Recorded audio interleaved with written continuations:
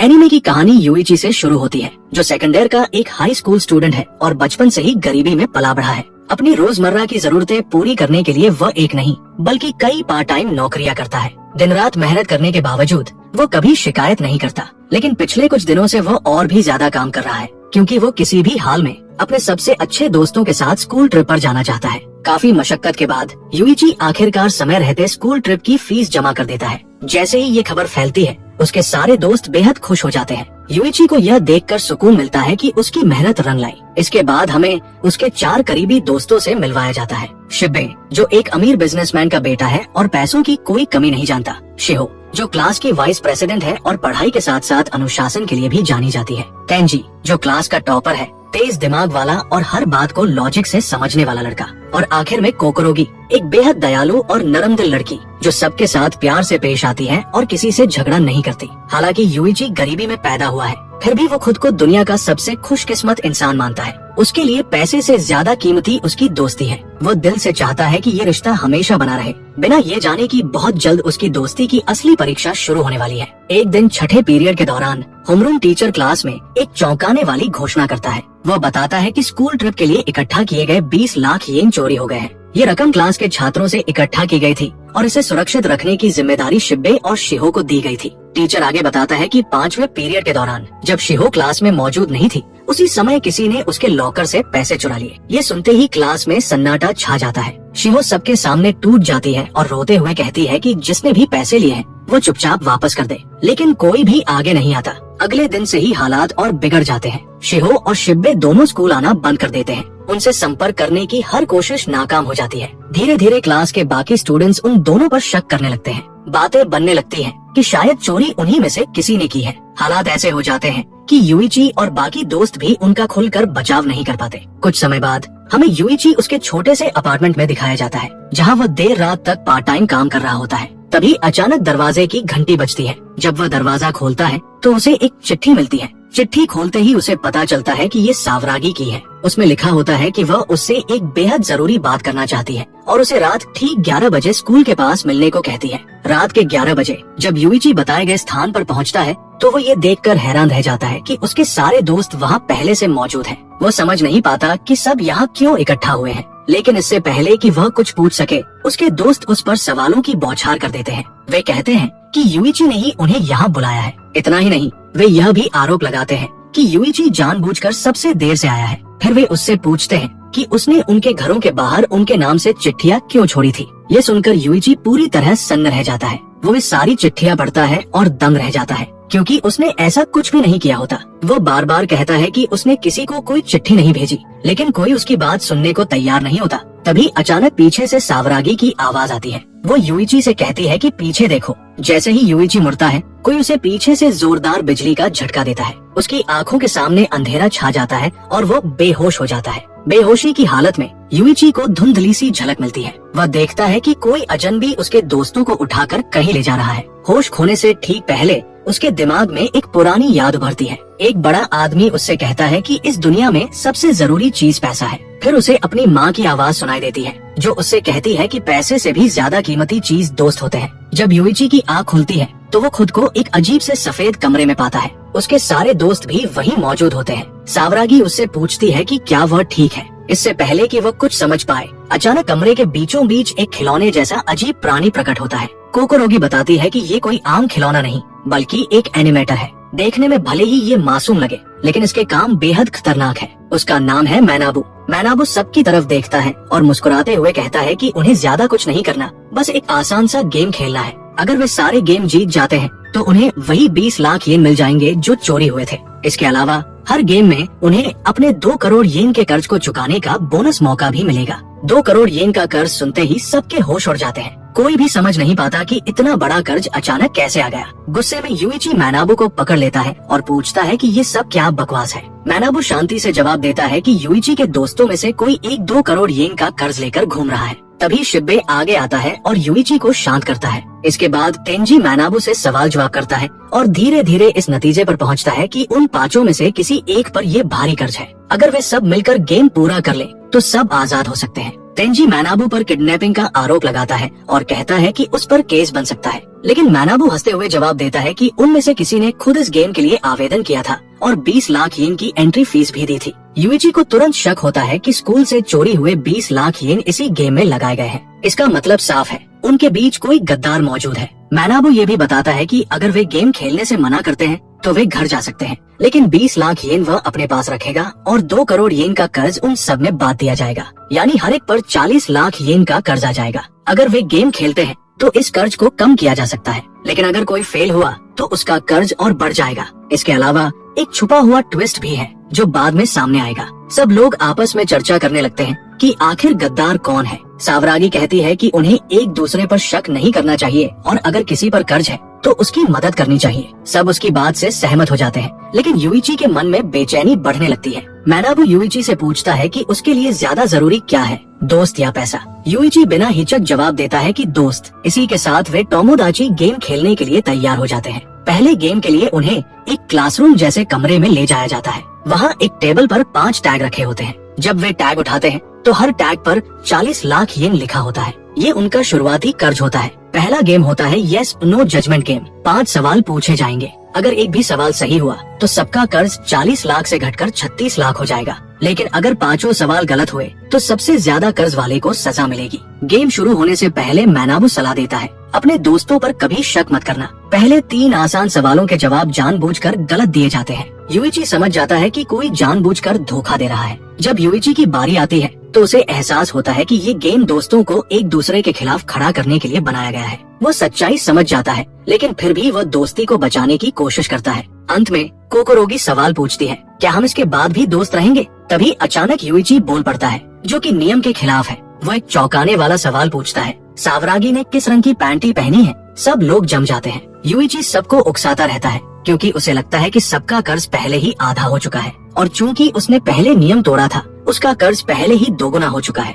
Yuichi आगे बढ़कर सबको बताता है कि उसके सवाल वाले कार्ड पर एक खास नियम लिखा था। वह कहता है कि कार्ड के अनुसार जो भी इस गेम को सबसे कम कर्ज के साथ खत्म करेगा, उसे सजा के तौर पर सबसे ज्यादा कर्ज दिया जाएगा। ये बात सुनते ही सभी के चेहरे उतर जाते हैं। कोई भी समझ नहीं पाता कि ऐसा अजीब नियम क्यों बनाया गया होगा, लेकिन सच्चाई ये होती है कि यूइची ये सब जानबूझकर झूठ बोल रहा होता है। उसका मकसद सिर्फ एक है, सबको मानसिक दबाव में लाना, ताकि असली गद्दार डर के मारे अपनी चाल चल दे। कंट्रोल रूम में बैठी 2 लड़कियां यह सब देख रही होती है। उनमें से एक तुरंत कहती है कि यूइची झूठ बोल रहा है और ऐसा कोई नियम नहीं है, लेकिन दूसरी लड़की मुस्कुराते हुए कहती है कि यूइची बेवजह ऐसा नहीं कर रहा, जरूर वह कोई और चाल चल रहा है। यूइची का अंदाजा सही निकलता है। जब दोबारा सिक्के पर उंगलियां रखी जाती है तो इस बार सिक्का यस पर चला जाता है। इसका मतलब साफ होता है कि सबने मिलकर गेम जीत लिया है। कंट्रोल रूम में बैठी लड़कियां आपस में कहती हैं कि यूइची बिल्कुल भी साधारण लड़का नहीं है, उसकी सोच उम्र से कहीं ज्यादा तेज है। गेम खत्म होने के बाद यूइची अपने दोस्तों से पूछता है कि अब उन पर कितना कर्ज बचा है। तेंजी जवाब देता है कि नियम के मुताबिक सबका कर्ज एक जैसा है, 36 लाख येन, क्योंकि गेम जीतने पर हर किसी के कर्ज से 4 लाख येन घट जाते हैं। तेंजी यह भी पूछता है कि क्या अब उन्हें अपने टैग सबको दिखा देने चाहिए, लेकिन यूइची तुरंत उसे रोक देता है और याद दिलाता है कि अगर किसी ने अपना टैग दिखाया तो उसका कर्ज दोगुना हो जाएगा। सावरागी और शिब्बे यूइची से सीधा सवाल करते हैं कि क्या उसका कर्ज दोगुना हो गया था। यूइची साफ साफ कहता है कि नहीं। वो बताता है कि भले ही पहले उसका कर्ज दोगुना हुआ था, लेकिन उसके कार्ड की शर्त की वजह से बाद में वो आधा हो गया। इस तरह उसका कर्ज भी अब 36 लाख येन ही है। यूइची सबको समझाता है कि अब उन्हें अगले गेम की तैयारी करनी चाहिए और एक दूसरे पर भरोसा बनाए रखना चाहिए। इसके बाद मैनाबू सबको दूसरे गेम के लिए एक और कमरे की तरफ ले जाता है। तभी यूइची बहाना बनाता है कि उसके जूते के फीते खुले हुए हैं, इसलिए वो थोड़ी देर से आएगा। उसके सारे दोस्त आगे बढ़ जाते हैं, लेकिन यूइची वहीं रुक जाता है। वो अकेले बैठकर सोचने लगता है कि अगर सच में कोई धोखा दे रहा है तो फिर सबका कर्ज बराबर कैसे हो सकता है। उसे शक होता है कि कहीं न कहीं कोई बड़ी बात छुपाई जा रही है। वो टेबल पर रखी उन चिट्ठियों को उठाकर पढ़ने की कोशिश करता है जो उन्हें यहाँ लाने के लिए भेजी गई थी, लेकिन जैसे ही वो उन्हें ध्यान से देखता है, स्याही धीरे धीरे गायब होने लगती है। कुछ ही पलों में सारे अक्षर मिट जाते हैं और यूइची कुछ भी पढ़ नहीं पाता। ये देखकर उसकी झुंझलाहट और बढ़ जाती है। उसी समय सावरागी वहाँ पहुँच जाती है और यूइची से पूछती है कि वो इतना परेशान क्यों लग रहा है। यूइची बात टालते हुए कहता है कि कुछ नहीं हुआ और उल्टा उससे पूछता है कि वह यहाँ क्यों आई है। सावरागी कहती है कि उसे लगने लगा है कि उन 5 में से कोई एक जरूर गद्दार है। यूइची इस बात से सहमत होता है। फिर सावरागी उससे पूछती है कि क्या वो अंदाजा लगा सकता है कि गद्दार कौन है। बिना ज्यादा सोचे युइची उसका नाम ले लेता है, सावरागी। ये सुनकर सावरागी चौंक जाती है। युइची बताता है कि उसे उस पर शक इसलिए हुआ क्योंकि शुरुआत में उसी ने कहा था कि दोस्तों पर शक नहीं करना चाहिए और अगर किसी पर कर्ज है तो उसकी मदद करनी चाहिए। युइची के हिसाब से यह बात बहुत ज्यादा बनावटी लग रही थी। सावरागी पलटकर कहती है कि उसने ऐसा इसलिए कहा था क्योंकि उसे शक था कि युइची ही गद्दार है। ये सुनते ही युइची का गुस्सा फूट पड़ता है। वो कड़वे लहजे में पूछता है कि क्या उसने उस पर इसलिए शक किया क्योंकि वो गरीब है और उसके माँ बाप नहीं है। सावरागी तुरंत इनकार करती है और कहती है कि उसका ऐसा कोई मतलब नहीं था। लेकिन युइची और ज्यादा परेशान हो जाता है और उससे जोर देकर पूछता है कि फिर उसका मतलब क्या था। तभी सावरागी कुछ ऐसा कह देती है जिसकी युइची ने बिल्कुल उम्मीद नहीं की थी। वो शर्माते हुए कहती है कि उसे युइची पसंद है। ये सुनकर युइची पूरी तरह सन्न रह जाता है। उसका चेहरा लाल पड़ जाता है और वो कुछ पल तक कुछ बोल ही नहीं पाता। सावरागी उससे पूछती है कि क्या वो अब भी उस पर शक करता है। युइची जवाब देता है कि उसे नहीं लगता कि वही चोर है। इसके बाद सावरागी एक और सच्चाई सामने लाती है। वो बताती है कि उसका कर्ज 36 लाख येन नहीं बल्कि 76 लाख येन है। वजह ये होती है कि पहले गेम के दौरान जब उसने बोलने की कोशिश की थी उसकी आवाज रिकॉर्ड हो गई थी और उसे पेनल्टी मिली थी जिससे उसका कर्ज दोगुना हो गया। वो ये भी बताती है कि 5वें सवाल के दौरान युइची कोकोरोगी को बचाना चाहता था लेकिन अनजाने में उसने सावरागी को बचा लिया क्योंकि उस समय सबसे ज्यादा कर्ज उसी पर था। सावरागी युइची से वादा करती है कि वो कभी भी उसे धोखा नहीं देगी और वे दोनों मिलकर टोमोदाची गेम से बाहर निकलेंगे। युइची भी कहता है कि वह उस पर भरोसा करता है। कंट्रोल रूम में बैठी लड़कियां चर्चा करती हैं कि युइची पैसों और हालात को समझने में कितना चालाक है। इसी दौरान हमें दिखाया जाता है कि तेंजी मस्सा ये सारी बातचीत छुपकर सुन चुका है। अगला गेम छत पर होने वाला होता है। इस बार मैनाबू एक सूट पहनकर आता है और कहता है कि राज छुपाना अच्छी बात नहीं है क्योंकि ऊपर से भगवान सब देख रहा है। इस दूसरे गेम का नाम होता है बैडमाउथ सुगोरोको। आसमान में इसके सारे नियम चमकते हुए दिखाई देते हैं। सबको बारी बारी से एक प्राइवेट कमरे में जाना होगा जहां उन्हें एक नोट पैड मिलेगा। उन्हें अपने दोस्तों के बारे में बुरी बातें लिखनी होंगी और उस पर्ची को एक बॉक्स में डालना होगा। जब 5 पर्चियां बॉक्स में डाल दी जाएंगी तो मैनाबू उन्हें लेकर आएगा और सबके सामने पढ़ेगा। इसके बाद भगवान यानी कंट्रोलर तय करेंगे कि कौन कितने कदम आगे बढ़ेगा। इस गेम को जीतने के लिए जरूरी है कि कम से कम एक सदस्य लक्ष्य तक पहुंचे। अगर ऐसा होता है तो सबका 40 लाख येन का कर्ज माफ कर दिया जाएगा। जो लोग बोर्ड पर बचे रहेंगे उन्हें 10 लाख येन अतिरिक्त मिलेंगे और उन्हें तीसरा गेम खेलने की जरूरत नहीं होगी। लेकिन जो व्यक्ति लक्ष्य तक पहुंचेगा वो बाकी सबको आजाद कर देगा मगर खुद पर बाद में और भी ज्यादा कर्ज ले लेगा जिसकी जानकारी बाद में दी जाएगी। मैनाबू साफ साफ कहता है कि वे कुछ भी लिख सकते हैं चाहे वो कितनी ही घटिया बात क्यों न हो। लेकिन अगर कोई बात झूठी साबित हुई तो उसे लिखने वाले को सबसे आगे खड़ा होना पड़ेगा। अगर कोई खाली पर्ची डालता है और बाकी लोग लिखते हैं तो लिखने वालों को फायदा मिलेगा और खाली पर्ची डालने वाले को भारी नुकसान हो सकता है। इसलिए सबको जितनी हो सके उतनी बुरी बातें लिखने के लिए कहा जाता है। मैनाबू हंसते हुए कहता है कि गेम को जितनी जल्दी हो सके खत्म करो। ये सुनकर सावरागी गुस्से में आ जाती है और कहती है कि वो उन्हें बेवजह एक दूसरे को दुख पहुंचाने के लिए मजबूर कर रहा है। मैनाबू जवाब देता है कि अगर वह चाहे तो अपनी पर्ची खाली छोड़ सकती है। वो ये भी बताता है कि अगर सारी पर्चियां खाली रहीं तो भगवान कोई सर्वे नहीं करेंगे और सब सिर्फ एक कदम आगे बढ़ेंगे। सावरागी कहती है कि अगर ऐसा है तो वे सब साथ साथ लक्ष्य तक पहुंच सकते हैं। इसी पर युइची और उसके दोस्त तय करते हैं कि वे सब मिलकर खाली पर्चियां डालेंगे और एक ग्रुप की तरह आगे बढ़ेंगे। गेम शुरू होता है। पहले राउंड में सारी पर्चियां खाली रहती हैं, इसलिए सब एक एक कदम आगे बढ़ते हैं। लेकिन जैसे ही वे आगे बढ़ते हैं हर एक पर 1 लाख येन का अतिरिक्त कर्ज चढ़ जाता है। युइची तुरंत हिसाब लगाता है और समझ जाता है कि अगर वे ऐसे ही चलते रहे तो आखिर में हर किसी पर 60 लाख येन का कर्ज हो जाएगा। दूसरे राउंड में भी सारी पर्चियां खाली रहती हैं, लेकिन इस बार उनका कर्ज 1 लाख नहीं बल्कि 5 लाख येन बढ़ जाता है। सबके चेहरे उतर जाते हैं। मैनाबू जोर जोर से हंसता है और कहता है कि उन्होंने सिर्फ 2 कदम चलकर ही 6 लाख येन का कर्ज कमा लिया है। इसके बाद वह एक और चौंकाने वाली सच्चाई बताता है। जो भी सबसे पहले लक्ष्य तक पहुंचेगा उसे पूरे ग्रुप का सारा कर्ज मिल जाएगा। इसका मतलब साफ होता है कि साथ साथ आगे बढ़ना सबसे बड़ी बेवकूफी है। सावरागी गुस्से में चिल्लाती है और कहती है कि वो सिर्फ उन्हें बेवकूफ बना रहा है। तीसरा राउंड शुरू होता है। इस बार 4 पर्चियां खाली होती हैं,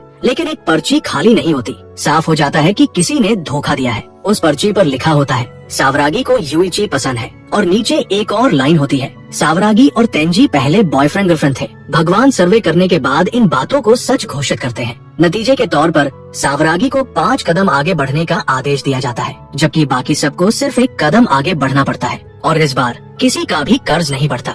अब माहौल पूरी तरह से गर्म हो जाता है। वजह साफ होती है, शिब्बे को सावरागी पसंद है और सावरागी को यूइची पसंद है। ये सच्चाई अब सबके सामने आ चुकी होती है। शिबे अपना आपा खो देता है और गुस्से में यूइची पर चिल्लाने लगता है। तेंजी बीच में आकर उसे शांत करने की कोशिश करता है, लेकिन शिबे उस पर ही चिल्ला देता है और कहता है कि उसे कुछ भी नहीं पता। तभी तेंजी भी अपना धैर्य खो देता है और गुस्से में बोल पड़ता है कि उसे सब कुछ पता है, क्योंकि वह सावरागी का एक्स बॉयफ्रेंड है। ये सुनते ही सावरागी तेंजी पर चिल्लाती है और कहती है कि वो बेकार की बातें बंद करे, क्योंकि ये सब एक गलतफहमी है। इसके बाद सावरागी सबको पूरी सच्चाई बताती है। वह कहती है कि वह और तेंजी बचपन के दोस्त हैं। उसके पिता एक पुलिस ऑफिसर है, जबकि तेंजी के पिता एक प्रोसिक्यूटर थे। दोनों पिता कॉलेज के समय दोस्त थे और चाहते थे कि उनके बच्चे बड़े होकर शादी करें। इसी वजह से सावरागी और तेंजी ने नाटक किया था कि वे एक दूसरे को डेट कर रहे हैं। असल में उनका रिश्ता कभी भी असली नहीं था। सावरागी आगे बताती है कि 2 साल पहले तेंजी के पिता की मौत हो गई थी, जिसके बाद तेंजी ने स्कूल बदल लिया था,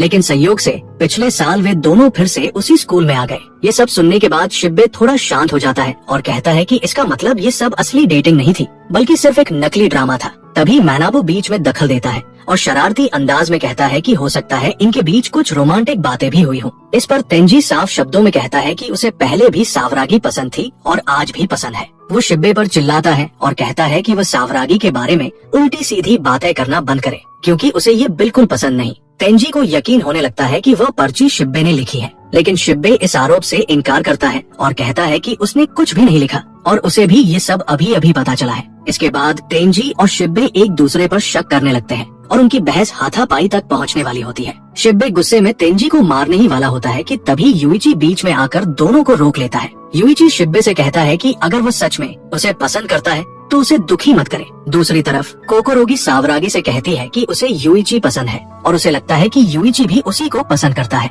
ये बात सुनकर सावरागी कुछ पल के लिए चुप हो जाती है। अब चौथा राउंड शुरू होता है। सबसे पहले यूइची अपनी पर्ची लिखने जाता है और वापस आ जाता है। इसके बाद सावरागी जानबूझकर अपनी पर्ची खाली छोड़ देती है। जब पर्चियाँ खोली जाती है तो पहली पर्ची में लिखा होता है शिबे जूनियर हाई तक अपनी माँ के साथ सोता था। दूसरी पर्ची में लिखा होता है यूइची ने एक बार पूरे 1 हफ्ते तक नहाया नहीं था। तीसरी पर्ची में लिखा होता है सावरागी ने प्लास्टिक सर्जरी करवाई है। इन बातों के बाद सभी अपने अपने कदम आगे बढ़ाते हैं। शिबे सावरागी से पूछता है कि क्या प्लास्टिक सर्जरी वाली बात झूठ है। सावरागी उससे पलटकर पूछती है कि अगर ये सच होती तो क्या वो उसे पसंद करना बंद कर देता। अब 5वां राउंड शुरू होता है। इस बार सिर्फ एक ही पर्ची बॉक्स से निकलती है और उस पर लिखा होता है जब कोकोरोगी जूनियर हाई में थी तब वो पैसों के लिए अपना शरीर बेचती थी। ये पढ़ते ही कोकोरोगी पूरी तरह टूट जाती है। वो जोर जोर से रोने लगती है और सीधा आरोप सावरागी पर लगा देती है। वो कहती है कि उसके अतीत के बारे में सिर्फ सावरागी ही जानती थी, इसलिए ये पर्ची उसी ने लिखी है।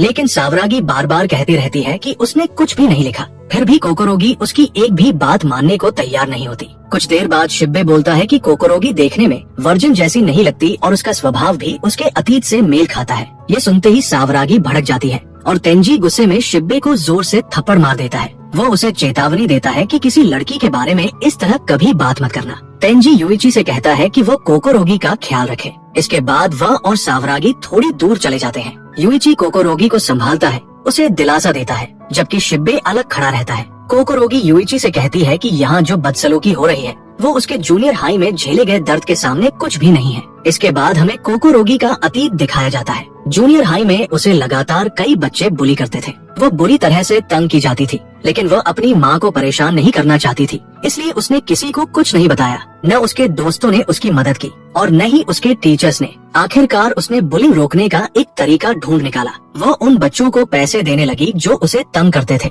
जब भी वह पैसे देती वे उसके साथ अच्छा व्यवहार करने लगते, हंसते खेलते और दोस्त जैसे बन जाते। यहीं से कोकोरोगी के मन में ये बात बैठ गई कि सिर्फ पैसा ही उसे बचा सकता है। लेकिन वह तब सिर्फ जूनियर हाई में थी और उसके पास ज्यादा पैसे नहीं थे, इसलिए उसने ज्यादा पैसे कमाने के तरीकों के बारे में सोचना शुरू किया। एक दिन उसकी मुलाकात एक आदमी से होती है जो कहता है कि वो उससे बात करना चाहता है। धीरे धीरे वो आदमी उसके साथ समय बिताने लगता है। वे पार्टियों में जाते हैं, रेस्टोरेंट में खाते हैं और एक दूसरे के करीब आ जाते हैं। वह आदमी उसे नए कपड़े खरीद कर देता है और उसकी तस्वीरें खींचता है। शुरुआत में कोकोरोगी को ये सब सामान्य लगता है, लेकिन एक दिन वह आदमी कहता है कि वह उसे छूना चाहता है। अब तक वह आदमी उसके साथ एक रेंटल गर्लफ्रेंड की तरह व्यवहार कर रहा था, बाहर ले जाना, खाना खिलाना और पैसे देना। लेकिन जैसे ही उसने उसे छूने की बात कही, कोकोरोगी पूरी तरह घबरा जाती है। यूइची उससे पूछता है कि क्या उसने कुछ किया था। कोकोरोगी तुरंत जवाब देती है कि नहीं, वो वहाँ से भाग गई थी। तभी मैनाबू वहाँ आ जाता है और उसका मजाक उड़ाते हुए कहता है कि उसे यकीन नहीं हो रहा कि उसके साथ ऐसा हुआ। इससे कोकोरोगी और भी ज्यादा टूट जाती है। वो रोते हुए बार बार कहती है कि जो उसने बताया है वो सब सच है और युइची से उसे मानने की गुहार लगाती है। ये वह पल होता है जब अगर युइची उस पर भरोसा नहीं करता तो कोकोरोगी पूरी तरह टूट सकती थी। कंट्रोल रूम में मारिया और त्सुकिनो यह सब देख रही होती है। मारिया सवाल करती है कि क्या वर्जिनिटी सच में इतनी मायने रखती है। त्सुकिनो जवाब देती है कि हर इंसान खुद को पवित्र दिखाने की कोशिश करता है, चाहे उसने कितने भी गंदे काम क्यों न किए हो। वापस गेम में युइची कोकोरोगी से कहता है कि उसे जूनियर हाई में उसके साथ जो हुआ उससे उसे कोई फर्क नहीं पड़ता। वो साफ कहता है कि वो उस पर पूरी तरह भरोसा करता है। इसके बाद युइची उसके करीब झुकता है और उसके कान में एक राज फुसफुसाता है जिसे हम बाद में जानेंगे। मारिया त्सुकिनो से पूछती है कि युइची ने क्या कहा। त्सुकिनो कहती है कि उसे कोई अंदाजा नहीं है। वो ये भी कहती है कि युइची कोई मासूम लड़का नहीं और जरूर उसका भी कोई अंधेरा अतीत है। अब कोकोरोगी गेम जारी रखने के लिए तैयार हो जाती है, लेकिन वह युइची से कहती है कि वो उसके पास ही रहे। वह अब भी सावरागी को दोष देती रहती है। सावरागी खुद को बेगुनाह साबित करने की कोशिश करती है, लेकिन कोकोरोगी कहती है कि अब वो उस पर भरोसा नहीं कर सकती। इसके बाद तेंजी सावरागी से पूछता है कि असल में कोकोरोगी के साथ क्या हुआ था। सावरागी बताती है कि उसे बस थोड़ा सा पता है। वो बताती है कि हाई स्कूल की शुरुआत में उसने कुछ लड़कों को कोकोरोगी को तंग करते देखा था और उसने उसकी मदद की थी। उन लड़कों में से एक ने कहा था कि कोकोरोगी ऐसी लड़की है जो पैसों के लिए कुछ भी कर सकती है। इसके बाद सावरागी ने निजी तौर पर कोकोरोगी से पूछा था कि उस लड़के ने ऐसा क्यों कहा। तब कोकोरोगी ने उसे पूरी सच्चाई बता दी थी। उस समय ये राज सिर्फ सावरागी ही जानती थी। सावरागी मजबूती से कहती है कि वो कभी अपने दोस्तों को धोखा नहीं दे सकती। इसके जवाब में तेंजी कहता है कि वो उस पर पूरी तरह भरोसा करता है क्योंकि वो उसे बचपन से जानता है। वह दोबारा दोहराता है कि उसे सावरागी पर पूरा भरोसा है। ये सुनकर सावरागी बहुत हल्का और खुश महसूस करती है। इसके बाद हमें दिखाया जाता है कि शिब्बे एक तरफ बैठा उनकी बातचीत सुन रहा होता है और अंदर ही अंदर उदास महसूस कर रहा होता है। कंट्रोल रूम में मारिया और त्सुकिनो आपस में चर्चा करती है कि आखिर इन पांचों में से असल गद्दार कौन है। त्सुकिनो कहती है कि शिब्बे पहले से अमीर है, इसलिए वो प्यार और दोस्ती को ज्यादा महत्व देता होगा। मारिया कहती है कि हो सकता है सावरागी सबको बेवकूफ बना रही हो क्योंकि वो सबके बारे में सब कुछ जानती है, और यह भी हो सकता है कि गद्दार युइची ही हो। तभी हमें एक रहस्यमय सीन दिखाया जाता है जहाँ एक आदमी का चेहरा छुपा हुआ है। वो धीमी आवाज में कहता है, आखिरकार दोस्ती टूटने वाली है। इसके बाद उसी दिन का एक फ्लैशबैक दिखाया जाता है जब सावरागी टीचर्स रूम के पास इकट्ठा किए गए 20 लाख येन ले जा रही होती है। तभी एक लड़की उसके पास आकर कहती है कि टीचर ने उसे बुलाया है और ये बहुत जरूरी है। सावरागी कुछ समय के लिए वो पैसे अपने लॉकर में रख देती है और उसे अच्छी तरह लॉक कर देती है। कुछ देर बाद हमें दिखाया जाता है कि कोई व्यक्ति सावरागी के लॉकर की तरफ बढ़ रहा होता है, लेकिन रास्ते में वह व्यक्ति कोकोरोगी से टकरा जाता है। कोकोरोगी के हाथ में एक पेन होता है जिससे उस आदमी के चेहरे पर पेन का निशान लग जाता है। कोकोरोगी उससे माफी मांगती है। तभी वही अजीब सी आवाज सुनाई देती है, कोई बात नहीं, गलतियाँ हो जाती है। इसके बाद कोकोरोगी उस अनजान व्यक्ति से पूछती है कि क्या उसे उससे कुछ चाहिए था। वो व्यक्ति जवाब देता है, नहीं, मैं अपना काम पहले ही कर चुका हूँ। और फिर हमें दिखाया जाता है कि उस अनजान व्यक्ति के पास वही 20 लाख येन होते हैं जो स्कूल से चोरी हुए थे। अब यह साफ हो जाता है कि वही व्यक्ति असली चोर है। कोकोरोगी देखती है कि उस अनजान व्यक्ति के चेहरे से खून बह रहा है। वो घबरा जाती है और पूछती है कि क्या उसे बहुत चोट लगी है। उस पर वो आदमी शांत आवाज में कहता है, कुछ नहीं है, ये तो अक्सर होता रहता है। इसके बाद कहानी फिर से वर्तमान में लौट आती है जहाँ बैडमाउथ सुगोरो को गेम अभी भी जारी है और माहौल पूरी तरह तनाव से भरा हुआ है। एक बार फिर हमें उसी अनजान व्यक्ति की आवाज सुनाई देती है। वो बताता है कि सावरागी को जूनियर हाई में एक गंभीर चोट लगी थी जिसकी वजह से उसे प्लास्टिक सर्जरी करानी पड़ी थी। वो कहता है कि ये इतना निजी और छुपाया गया सच था कि ये बात सिर्फ उसी इंसान को पता हो सकती थी जिसने उसके बहुत करीब रहकर सब कुछ देखा हो। और फिर आखिरकार सच्चाई सामने आ जाती है। हम उस व्यक्ति को साफ तौर पर देख लेते हैं जिसकी आवाज अब तक सुनाई दे रही थी। वही व्यक्ति जिसने स्कूल से 20 लाख येन चुराए थे और सबको इस टोमोदाची गेम में फंसाया था। वो व्यक्ति कोई और नहीं बल्कि मासा तेंजी होता है। तेंजी ही वो इंसान होता है जो इन सभी की दोस्ती को जड़ से तोड़ देना चाहता है। सच्चाई ये होती है कि तेंजी ने सावरागी को एक गिफ्ट दिया था, एक अंगूठी, लेकिन वह कोई साधारण अंगूठी नहीं थी। उस अंगूठी के अंदर एक छोटा सा रिकॉर्डिंग डिवाइस लगा हुआ था जो हर समय आसपास की सारी बातचीत रिकॉर्ड करता रहता था। तेंजी चुपचाप सब कुछ सुनता रहता था। इसी वजह से उसे कोकोरोगी के अतीत का भी पूरा सच पता था और ये भी कि सावरागी अपनी लॉकर की चाबी कहाँ छुपा कर रखती है। इसके बाद हमें एक सीन दिखाया जाता है जहाँ तेंजी और सावरागी आपस में बात कर रहे होते हैं। सावरागी परेशान होकर सोच रही होती है कि आखिर कोकोरोगी के बारे में इतनी घिनौनी बात किसने लिखी होगी। तेंजी बाहर से बहुत शांत और भरोसेमंद दिखता है वह सावरागी से कहता है कि वह उस पर पूरी तरह भरोसा करता है और उसे बिल्कुल भी चिंता करने की जरूरत नहीं है। लेकिन उसी समय उसके मन में चल रहा होता है, ये सब मैंने ही लिखा है, सिर्फ कोकोरोगी के बारे में ही नहीं बल्कि सबके बारे में। मुझे पता है कि ये तुम नहीं हो। तेंजी सावरागी से कहता है कि एक दूसरे पर शक करने के बजाय उन्हें एक दूसरे पर भरोसा करना चाहिए। लेकिन उसका असली मकसद सावरागी और कोकोरोगी के रिश्ते में दरार डालना होता है। इसलिए वह बातों बातों में ये इशारा करता रहता है कि शायद इसके पीछे कोकोरोगी हो सकती है। शुरुआत में सावरागी तेंजी की बातों पर पूरी तरह भरोसा नहीं करती, लेकिन तेंजी लगातार उसे मैनिपुलेट करता रहता है। वह कहता है कि शायद कोकोरोगी को सबकी सहानुभूति चाहिए क्योंकि उसे युइची पर क्रश है और तुम्हें भी युइची पसंद है। हो सकता है कि युइची तुम्हें भी पसंद करता हो और कोकोरोगी ये भी जानती है कि तुम उससे ज्यादा सुंदर हो। इसके बावजूद सावरागी यही सोचती रहती है कि कोकोरोगी अपने ही बारे में इतनी गंदी बात कभी नहीं लिख सकती। तब तेंजी युइची का जिक्र करता है और कहता है कि युइची बहुत दयालु और सीधा साधा लड़का है। अगर कोई लड़की उससे मदद मांगे तो वो जरूर मदद करेगा, चाहे उसे कोई और लड़की पसंद ही क्यों न हो। ये सुनकर सावरागी तेंजी से पूछती है कि वो उससे ऐसी बातें क्यों कह रहा है। तेंजी थोड़ा घबरा जाता है और कहता है, कुछ नहीं, मुझे बस तुम्हारी चिंता है। सावरागी जवाब देती है, ठीक है, मैं इस पर सोचूंगी। इसके बाद गेम दोबारा शुरू होता है। युइची तेंजी से कहता है कि वो पहले जाए। तेंजी बिना कुछ बोले अंदर चला जाता है क्योंकि वो नहीं चाहता कि किसी को उस पर शक हो। जैसे ही वो बॉक्स के अंदर जाता है, वो सोचने लगता है कि उसे क्या लिखना चाहिए। उसे एहसास होता है कि अब तक किसी ने उसके बारे में कुछ खास नहीं लिखा है। वह हमेशा पीछे रहता है, इसलिए किसी को उस पर शक भी नहीं होता। इसी वजह से तेंजी अपने ही बारे में एक बुरी बात लिख देता है। जैसे ही तेंजी बाहर आता है, युइची अचानक सावरागी को थप्पड़ मार देता है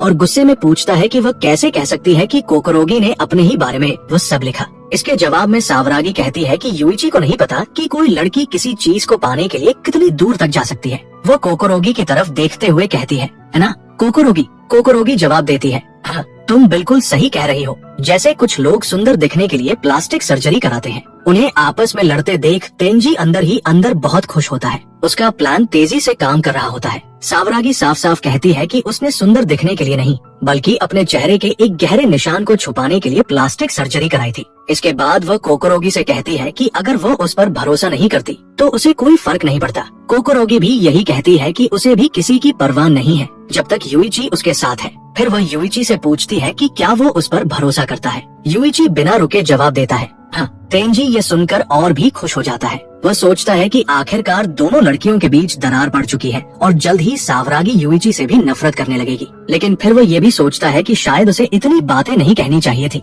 क्योंकि सावरागी थोड़ी नाराज हो गई है। अब उसे युइची और कोकोरोगी से ज्यादा बात करने की जरूरत नहीं है। तेंजी जोर देकर सावरागी से कहता है कि जैसे युइची कोकोरोगी पर भरोसा करता है वैसे ही वह भी उस पर भरोसा करता है। ये सुनकर सावरागी उसका हाथ छूती है और कहती है, धन्यवाद। तेंजी अपने मन में सोचता है कि सावरागी आखिरकार उसके जाल में फंस चुकी है। कंट्रोल रूम में मारिया सुकिनो से पूछती है कि ये सब आखिर हो क्या रहा है। सुकिनो कहती है कि लड़कियां बहुत संवेदनशील होती हैं। वे चाहे किसी से कितना भी प्यार करें लेकिन एक ही पल में उस प्यार को तोड़ सकती है, खासकर तब जब कोई दूसरा आदमी उन्हें पहले वाले से ज्यादा समझने लगे। इसके बाद हम देखते हैं कि अब कोकोरोगी की बारी आती है अंदर जाने की। उसके बाद युइची, फिर सावरागी और सबसे आखिर में शिब्बे जाता है। मनाबू घोषणा करता है कि इस राउंड में 2 पर्चियां निकली हैं। एक तेंजी की होती है जिसके बारे में सबको पहले से पता होता है, लेकिन दूसरी पर्ची किसकी होती है ये किसी को नहीं पता। पहली पर्ची में लिखा होता है कि सावरागी लड़कों की बॉक्सर पहनती है। ये सुनकर सावरागी सीधा कोकोरोगी की तरफ देखती है।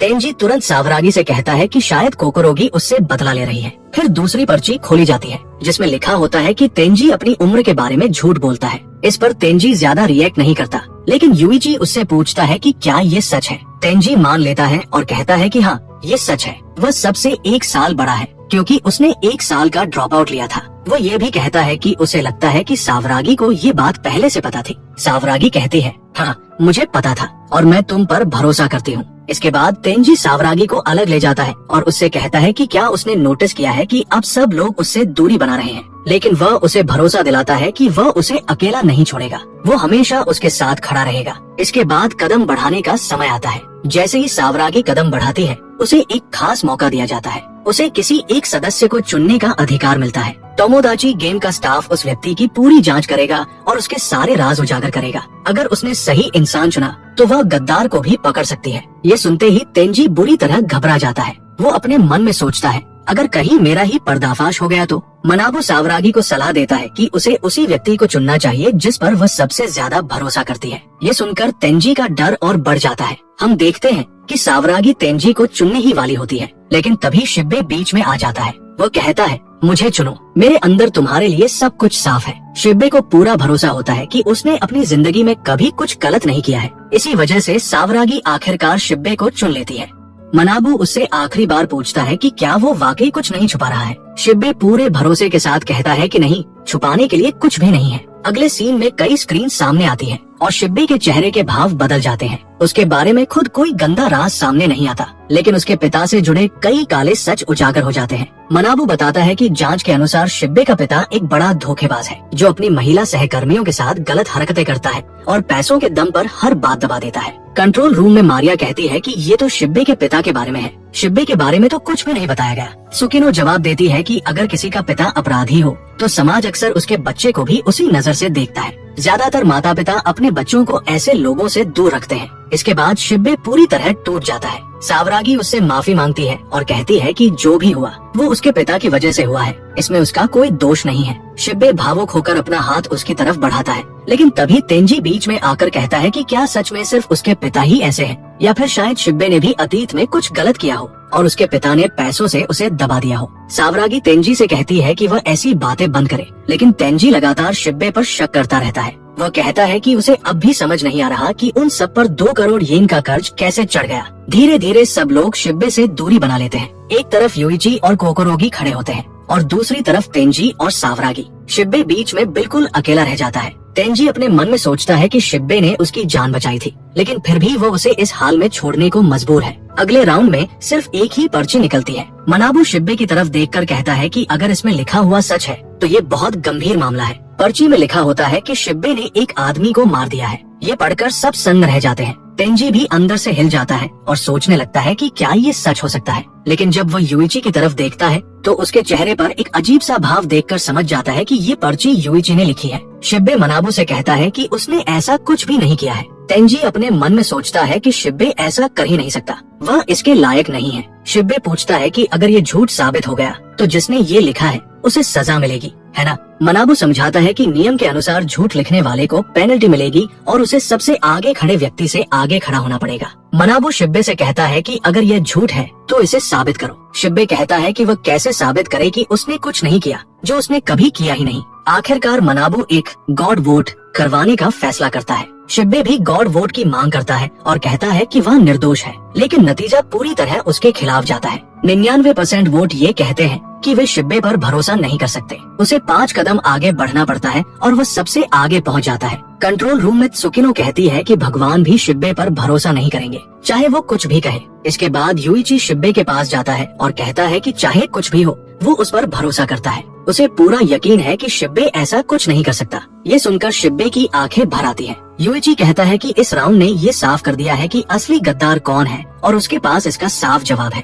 ये सुनते ही तेंजी घबरा जाता है और सोचता है कि कहीं युइची ने उसे पहचान तो नहीं लिया। युइची बताता है कि अब तक जितनी भी पर्चियां आई हैं, वे सब एक ही इंसान ने लिखी है, इसलिए उन्हें आपस में लड़ने की जरूरत नहीं है। तेंजी अपने मन में सोचता है कि युइची वाकई खतरनाक है। वो सबको एकजुट करना चाहता है। जब कोई युइची से गद्दार का नाम पूछता है तो वो कहता है कि वो अभी ये नहीं बताएगा। तेंजी सोचता है कि युइची सिर्फ ब्लफ कर रहा है। युइची सबको बताता है कि उसने इस गेम को जीतने की पूरी रणनीति बना ली है। ये सुनकर तेंजी सोचने लगता है कि ये कैसे संभव है। आखिर में युइची कहता है कि ये गेम शुरू से ही नाइंसाफी से भरा हुआ है। पहले राउंड में सबने एक दूसरे पर भरोसा किया और 7 कदम बढ़ाए, लेकिन जैसे ही वे आगे बढ़े उनका कर्ज 30 लाख येन बढ़ गया। और अगर ध्यान से देखा जाए तो इस गेम को जीतने पर भी सिर्फ 20 लाख येन मिलते हैं। यानी शुरुआत में ही अगर कर्ज 30 लाख बढ़ गया तो ये गेम साफ तौर पर नाइंसाफ है। युइची अचानक अपना हाथ उठाकर आसमान की तरफ इशारा करता है और कहता है, ऊपर देखो, कोई न कोई जरूर हमें ये गेम खेलते हुए देख रहा है। और क्योंकि कोई हमें देख रहा है इसलिए मैनेजमेंट को इस गेम को ज्यादा से ज्यादा दिलचस्प बनाना पड़ता है। फिर वह अपने दोस्तों की तरफ देखता है और उनसे पूछता है कि क्या उन्हें छठा राउंड याद है, वही राउंड जिसमें उन्हें अपना कर्ज कम करने का मौका मिला था। उसी राउंड में कोकोरोगी का कर्ज पूरे 2 लाख येन कम हो गया था। युइची समझाता है कि ये पूरा बैड माउथिंग सुगोरो को असल में दर्शकों के मनोरंजन के लिए बनाया गया है। हर एक कदम पर किसी का कर्ज बढ़ता है तो किसी का घटता है, लेकिन जब ये गेम पूरी तरह खत्म होगा तो जो अतिरिक्त कर्ज किसी पर भी चढ़ा होगा वो आपस में काट दिया जाएगा। दूसरे शब्दों में कहे तो ये पूरा गेम सिर्फ एंटरटेनमेंट के लिए है। उनका असली कर्ज अंत में वही रहेगा जैसा शुरुआत में था। यूइची की बात सुनकर मारिया चौंक जाती है और कहती है, वाह, ये तो सच में समझ में आता है। यूइची आगे कहता है कि अगर वे इसी तरह खेलते रहे तो शिब्बे सबसे पहले गोल तक पहुंच जाएगा और सारी पेनल्टी उसी पर आ जाएंगी। शिब्बे को बचाने के लिए यूइची एक नया प्लान सामने रखता है। वो सबको बताता है कि अब से वे अपने ही बारे में बुरा लिखेंगे और अगर कोई ऐसा नहीं करता तो वही गद्दार माना जाएगा। हालांकि इसमें कोई गारंटी नहीं है कि वे सब एक साथ एक ही समय पर एंड तक पहुंच पाएंगे, लेकिन कोशिश तो की जा सकती है। यूइची का प्लान ये होता है कि शिब्बे की पर्ची बिल्कुल खाली रहेगी, जबकि बाकी चारों अपनी अपनी पर्चियों में अपने ही बारे में बुरी बातें लिखेंगे। इससे वे तेजी से आगे बढ़ते हुए शिब्बे तक पहुंच सकते हैं। लेकिन तेंजी इस प्लान को मानने से साफ इनकार कर देता है। यूइची उससे पूछता है कि उसे ये प्लान क्यों पसंद नहीं आया। तब तेंजी पलटकर सवाल करता है, क्या तुम्हें सच में पता है कि गद्दार कौन है? ये सुनते ही यूइची थोड़ा घबरा जाता है, फिर भी खुद को संभालते हुए कहता है, हाँ, मुझे पता है। लेकिन यूइची के चेहरे के भाव, उसकी हिचक और उसकी आंखों की बेचैनी देखकर तेंजी तुरंत समझ जाता है कि यूइची को असल में कुछ भी नहीं पता, वो सिर्फ ब्लफ कर रहा है। तेंजी ठंडे लहजे में कहता है, तो फिर गद्दार का नाम बता दो, हम सब उसी के बारे में लिख देंगे और उसे जबरदस्ती गोल तक पहुंचा देंगे। यूइची जवाब देता है कि ऐसा करने के लिए उन्हें तीसरे राउंड में जाना पड़ेगा और इस गेम में ऐसा करना सही नहीं होगा। तेंजी गुस्से में कहता है, हमें बेवकूफ बनाना बंद करो, हम इस गेम को खत्म करने के बहुत करीब हैं और ऐसे वक्त पर किसी पर भी भरोसा करना सबसे बड़ी गलती है। फिर वो साफ शर्त रख देता है, अगर अगला राउंड तुम्हारा प्लान फेल हो गया तो तुम्हें गद्दार का नाम बताना ही होगा और जिस पर भी तुम आरोप लगाओगे उसके सबूत देने होंगे। अगर तुम्हारे पास सबूत नहीं हुए तो मैं आगे कभी तुम्हारी किसी बात पर भरोसा नहीं करूंगा। यूइची के पास मानने के अलावा कोई और रास्ता नहीं बचता और वह चुपचाप हाँ कर देता है। इसके बाद अगला राउंड शुरू होता है। सभी एक एक करके अपनी पर्चियां डालते हैं, लेकिन जब मनाबू पर्चियां गिनता है तो उसके चेहरे पर अजीब सी मुस्कान आ जाती है। वह बताता है कि वहाँ कुल 10 पर्चियां हैं, जबकि होनी सिर्फ 4 चाहिए थी। ये सुनते ही यूइची चौंक जाता है। उसी पल उसे एहसास होता है कि वह एक बहुत बड़ी बात भूल गया था। इस गेम में एक इंसान एक से ज्यादा पर्चियां भी डाल सकता है। मनाबू यूइची का मजाक उड़ाता है और उसे खुलेआम बेवकूफ कहता है। तेंजी भी यूइची की तरफ देखते हुए कहता है कि उसका प्लान पूरी तरह बेकार था और अब उसे गद्दार का नाम बताना ही पड़ेगा। यूइची खुद को पूरी तरह हारा हुआ महसूस करता है। आखिरकार वह मान लेता है कि उसे सच में नहीं पता कि गद्दार कौन है। ये सुनते ही तेंजी सावरागी का हाथ पकड़कर उसे वहाँ से दूर ले जाता है और कहता है कि अब यूइची पर भरोसा करने का कोई मतलब नहीं रह गया है। लेकिन सावरागी तेंजी की बात नहीं मानती। वो वहीं रुक जाती है और यूइची के पास खड़ी रहती है। तेंजी पीछे मुड़कर सावरागी से कहता है कि इसी तरह के व्यवहार की वजह से उसे बार बार चोट लगती है और अब वे पहले की तरह दोस्त नहीं रह सकते।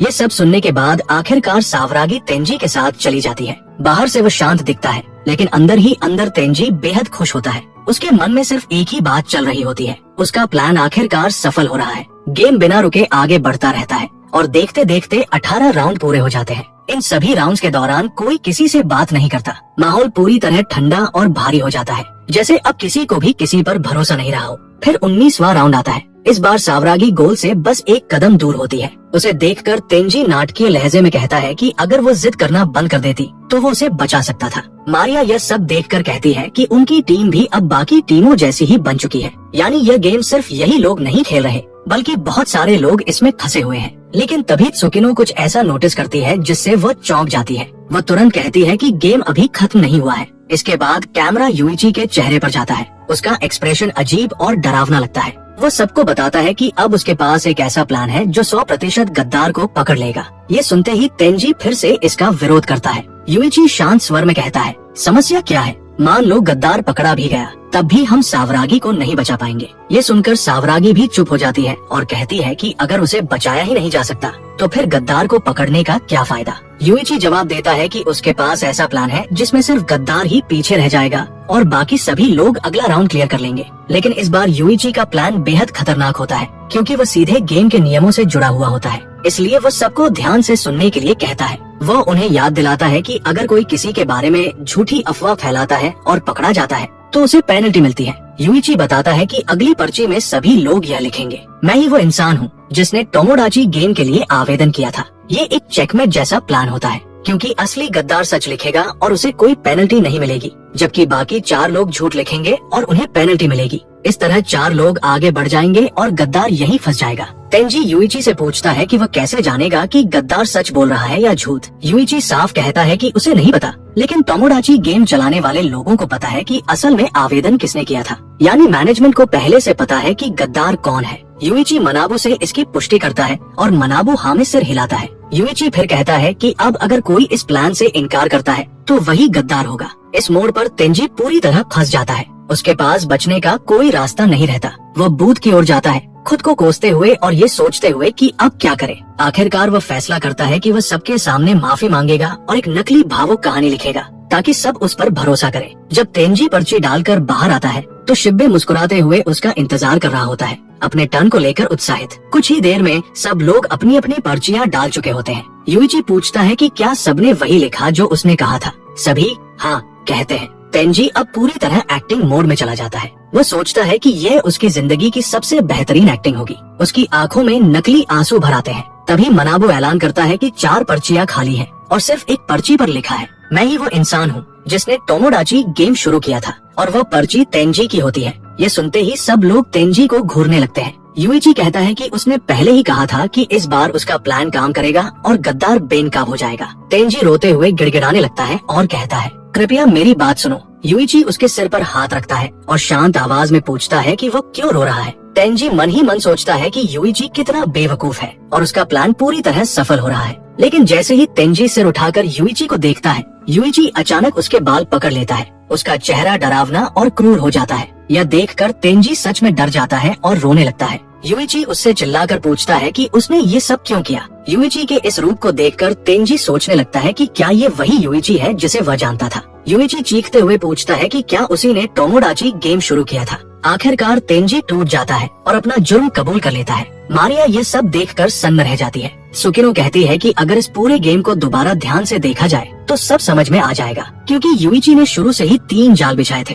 और अगर उन्हें पहचाना जाए तो साफ हो जाएगा कि यूइची कोई साधारण इंसान नहीं है। इसके बाद यूइची पूरा प्लान समझाना शुरू करता है। वह बताता है कि उसने दूसरे गेम के शुरू होने से पहले ही सब कुछ सोच लिया था। वह कहता है कि तीसरे राउंड में जब वह पर्ची आई थी जिसमें लिखा था कि तुम और सावरागी पहले डेट कर चुके हो, उसी पल उसने और सावरागी ने बिना बात किए तय कर लिया था कि वे गद्दार को पकड़ेंगे। यूइची बताता है कि वह कार्ड्स के जरिए सावरागी को अपने निर्देश देता रहा। सुकिनो इसे यूइची का पहला ट्रैप बताती है और मारिया से कहती है कि वो वीडियो दोबारा देखे जिसमें यूइची के हाथ में 2 कार्ड और एक पेन होता है, लेकिन उसका खुद का कार्ड खाली होता है। जब यूइची बाहर आता है तो वह सावरागी के कंधे पर हाथ रखता है और कहता है कि उसने खाली कार्ड छोड़ा है, जबकि उसी पल वह चुपके से अपना निर्देश वाला कार्ड उसे दे देता है। तेंजी पूछता है कि यूइची ने सावरागी पर इतनी आसानी से भरोसा कैसे कर लिया। यूइची जवाब देता है कि उसने भरोसा नहीं किया बल्कि उसे परखा। उसने सावरागी से कहा था कि वो उसके बारे में ऐसा राज लिखे जो सिर्फ वही जानती हो। पहले ही दिखाया जा चुका था कि सावरागी ने यूइची से एक ऐसा सीक्रेट पूछा था जो कोई और नहीं जानता था, कि यूइची 1 हफ्ते तक नहाया नहीं था।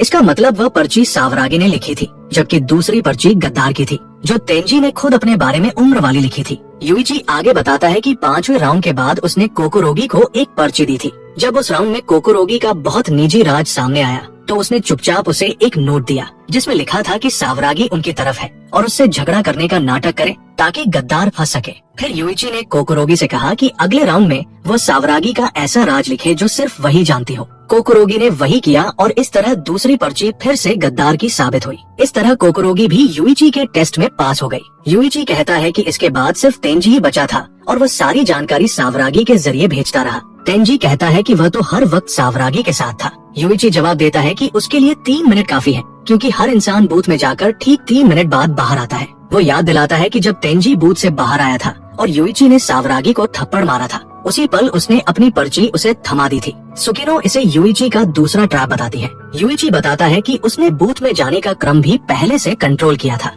फिर वो समझाता है कि जब स्पेशल चांस आया और मैनेजमेंट को पता था कि आवेदन किसने किया, तब गद्दार का बच पाना नामुमकिन हो गया। शिब्बे खुद ही बाहर हो गया, क्योंकि अगर वह गद्दार होता तो उसके राज सामने आ जाते। इस तरह आखिर में सिर्फ तेंजी ही बचा। तेंजी पूछता है कि क्या कोकोरोगी और सावरागी का झगड़ा भी नकली था और खुद के बारे में बुरा लिखने वाला आइडिया भी प्लान का हिस्सा था। यूइची कहता है कि हाँ, उसे पहले से पता था कि उस प्लान में कमी है। तेंजी के व्यवहार से यूइची समझ गया था कि उसका मकसद पैसा नहीं बल्कि कुछ और है। तेंजी पूछता है कि यूइची ने उसे उसी वक्त क्यों नहीं पकड़ा। यूइची जवाब देता है कि गेम अभी आधा ही खत्म हुआ था और वह नहीं चाहता था कि तेंजी उससे पहले ही टूट जाए। तेंजी कहता है कि खाली कार्ड वाला नियम बेकार है। सुकिनो बताती है कि यही तीसरा और आखिरी ट्रैप था। यूइची बताता है कि उसने नेम टैग्स को बंधक बना लिया था और कहा था कि वही लोग भरोसे के लायक हैं जो अपने टैग उसे देंगे। इससे उसने मल्टीपल कार्ड लिखने से सबको रोक दिया। आखिरकार तेंजी पूछता है कि यूइची ने उसे ही क्यों चुना। यूइची कहता है कि उसे तेंजी पर शक तब हुआ